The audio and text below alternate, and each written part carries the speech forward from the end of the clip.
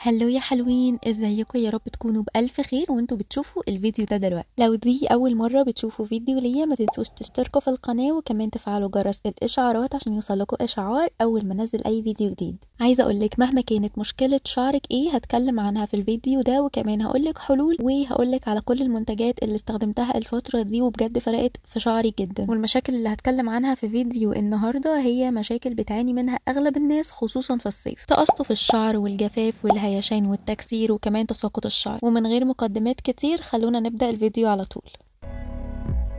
خلونا نبدأ من الأول خالص، الشامبو. واللي متابعني عارف اني كنت بستخدم شامبو كيش كينج لفترة طويلة لحد ما جربت شامبو هير روتس. مش هتكلم عن شامبو كيش كينج تاني، انا كنت عاملة ريفيو عنه قبل كده بالتفصيل وهحط لكم برضو اللينك تحت في الديسكريبشن وهيطلع لكم من الاي. شامبو هير روتس يا جماعة اللي بجد فاجئني، خطير. يعني ايه شامبو فري سلفات بينضف فروة الراس كويس جدا، وانا بكلمكم وانا حد فروة راسه دهنية اصلا، فهو بجد بينضف فروة الراس ومش بينشف الشعر نهائي. كمان مكوناته اصلا تحفه، يعني فيه كافيين وده بيحفز الدوره الدمويه لفروه الراس فمش هيكون سبب في تساقط الشعر. كمان في زيت شجره الشاي فهينضف فروه الراس زي ما قلت لكم ومش هينشف الشعر ولا هيعمل جفاف لفروه الراس. كمان في عسل وده مضاد اكسده قوي فهيقلل الهيشان والتقصف. في كمان خلاصه الصبار وده هيرطب الشعر وفروه الراس. وفي كمان زيوت طبيعيه بترطب الشعر زي زيت جوز الهند، وفي بانسينول وفيتامين اي. انا بدات استخدمه في الشتاء ولحد فتره قريبه وما كنتش عايزه ابدله، يعني انا كنت حابه جدا وما كنتش عايزه استخدم حاجه تانية غيره، بس للاسف فجاه مش لاقيه في الصيدليات، حتى في الصيدليات الكبيره مش موجود. فلقيت ضجه على ايفا وان هو قد ايه شامبو كويس وبينضف فروه الراس حلو قوي وكمان مش بينشف الشعر وكمان فيه سلفات، وانا كنت محتاجه حاجه يكون فيها سلفات علشان احنا خلاص كنا دخلنا في الصيف واحنا في الوقت ده من السنه بنكون محتاجين شامبو يكون قوي علشان ينضف فروه الراس كويس وينضف الشعر كويس. لقيت كمان ان هو متوفر في كل حته وكمان سعره كويس فقلت اجربه.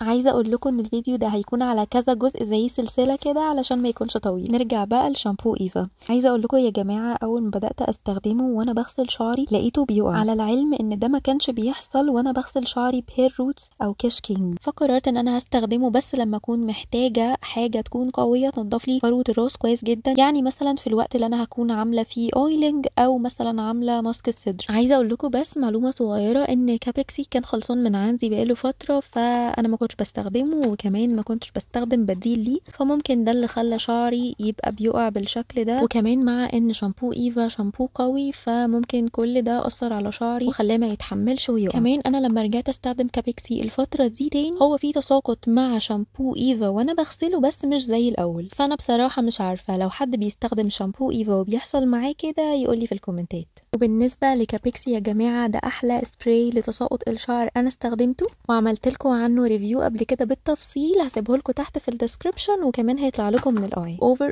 شامبو ايفا بينضف فروه الراس كويس جدا. في ريفيوز كتير بيقولوا ان شامبو ايفا مش بينشف الشعر وللاسف ده برضو ما حصلش معايا، انا لما استخدمته نشف شعري شويه بس يعني دي برضو حاجه منطقيه لان هو فيه سلفات فطبيعي ان هو ينشف الشعر حاجه بسيطه. وطبعا احنا بنستخدم الكونديشنر بعد الشامبو علشان يحل المشكله دي وهكلمكم عن الكونديشنر بس مش دلوقتي. وبما ان شامبو ايفا تقيل جدا على شعري وكمان انا مش هستخدمه غير مره واحده بس في الاسبوع فانا كنت لسه محتاجه شامبو يكون فري سلفات، وبرده ما كنتش لاقيه هير روتس خالص لحد ما في الصيدليه رشحولي شامبو سيروبايب واستخدمته يا جماعه. لطيف جدا على الشعر وخفيف مش بينشف فروه الراس، بس في مشكله واحده بس انك لو عامله اويلنج فمش هينضف فروه الراس بنسبه 100%، انت محتاجه شامبو يكون فيه سلفات زي ايفا. بس الحلو فيه زي ما قلت لكم انه مش بينشف الشعر، كمان كميته كبيره فهيقعد معاكي كتير. كمان انا ما لاحظتش ابدا وانا بستخدمه ان شعري بيقع، فدي حاجه انا ركزت فيها بصراحه. هو اصلا كمان مخصص للناس اللي عندها تساقط لان تركيبته حلوه قوي. في زيوت طبيعيه زي زيت الجوجوبا والارجان وزيت الزيتون وكمان في بانسينول وفيتامين اي، وكمان في اعشاب يابانيه طبيعيه بتحفز الدوره الدمويه في فروه الراس، وفي بايوتين وكيراتين ومستخلص بذور القهوه، فهو مناسب لكل انواع الشعر. بس لو فروه راسك دهنيه فانت محتاجه حاجه قويه على الاقل مره واحده في الاسبوع تنضف فروه الراس كويس.